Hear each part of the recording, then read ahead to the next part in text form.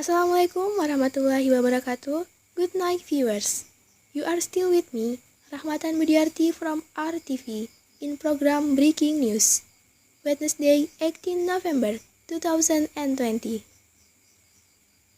For the next few minutes, I will accompany you to listen to the latest and current news tonight.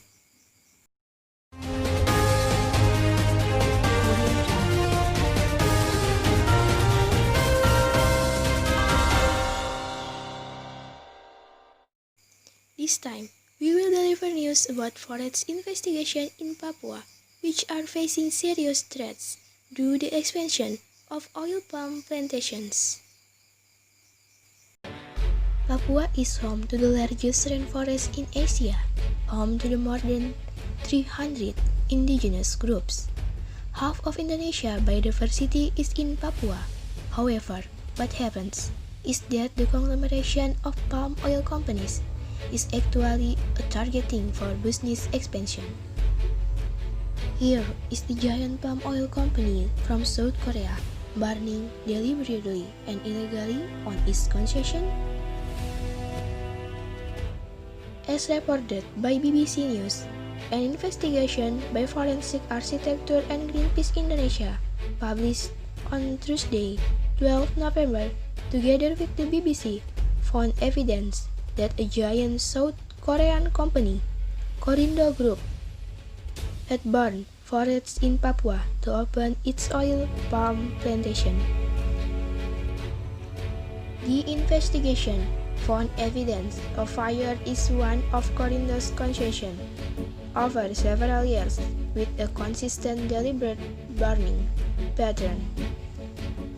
Researchers from Goldsmith University based forensic architecture studied satellite images to reveal land clearing patterns within the PT Dongin Prabawa concession. They then compared the satellite image with hotspot data from NASA satellites in the same area and combined the two over the same time period, 2011 to 2016. So when I play this month-by-month analysis, you will see that the pattern and the direction of clearing is land clearing is very clear. It's moving from the central top area very clearly towards the east. It wasn't clear whether they were intentional or not. That was the question. And with that, we started our research. We have developed a technique that can determine if a fire is intentional or not. This can bring liability to big corporations who are in charge of these concession sites.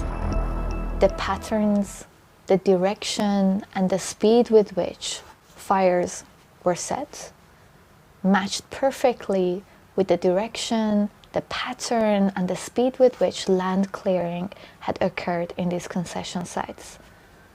This proves that the fires were set intentionally. If the fires were set from outside the concession sites or due to weather conditions, they would have moved with a different directionality.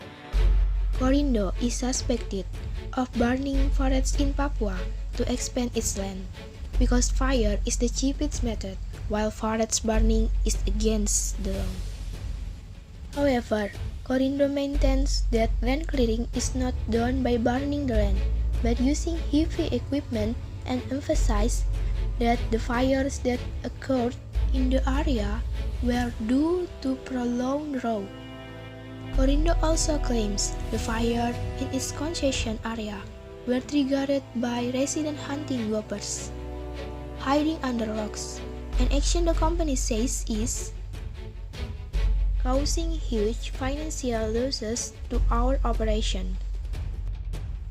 On the other hand, Korindo Group clarified the investigation report of Greenpeace and Forensic Architecture that was submitted with BBC News Indonesian.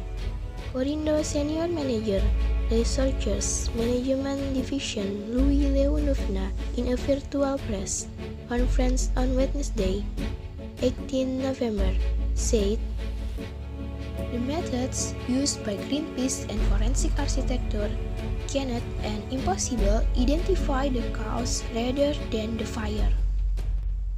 We need to re-explain the statement of the Forest Stewardship Council or FSC in August 2019, which stated that the FSC had conducted field investigation in December 2017. The conclusion of the investigation stated that allegation that Corindo intentionally and illegally burned plantation area was false, said Julian Muhammad Riza, Public Relations Manager, Corindo Group, in a written statement. Petrus Kingo, head of the Kingo clan from the Mandaba tribe, said that sago that grows wild in his customary forests in Bovendigul is the staple food of the Papuan people. However, 6 years ago, Petrus did something that changed the fate of his clan forever.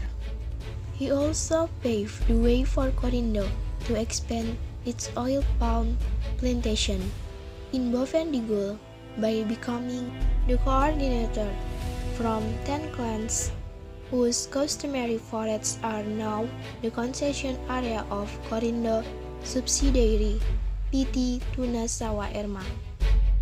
Pada saat perusahaan ini kan sudah lebih awal pegang izin, jadi maunya dia buru cepat supaya dia transaksi pembayaran itu per hektar 100.000 dulu supaya ada persetujuan ini dengan tanda tangan marga, terus dengan foto supaya saya ajukan ke Jakarta, itu tujuannya. The Corindo Group continued.